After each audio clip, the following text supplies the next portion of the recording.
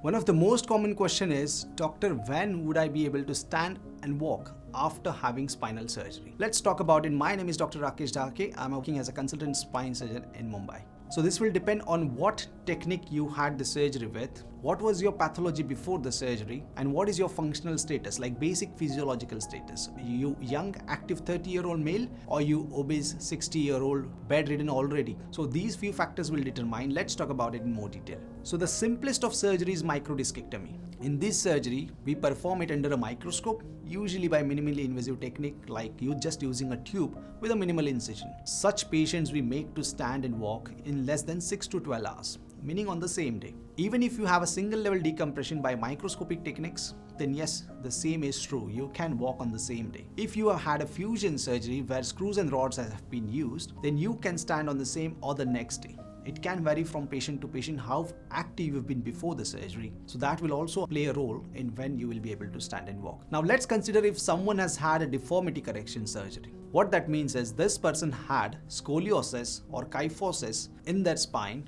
bent spine or curved spine. And if this person undergoes a deformity correction surgery where we try to make the spine straight by putting screws and rods, do some bony work like osteotomy and achieve fusion in that position, such patient might take 2-3 days to stand on their feet.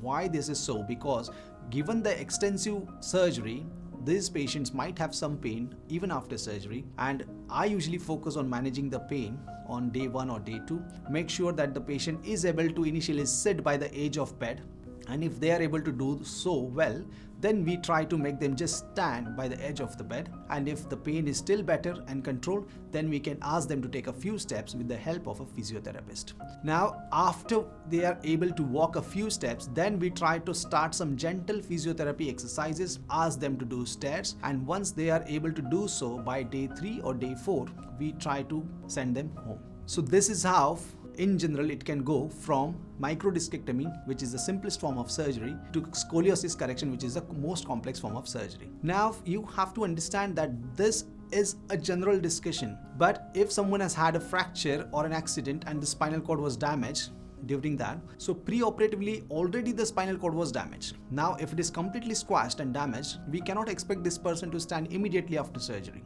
This person, if we do surgery, the reason is for rehabilitation, so that we can turn the patient in bed well, we can do the nursing care well, help with rehabilitation. That is why we did the surgery. But you cannot expect such patient to stand immediately after surgery. It might take up to a year or 2 to expect some recovery.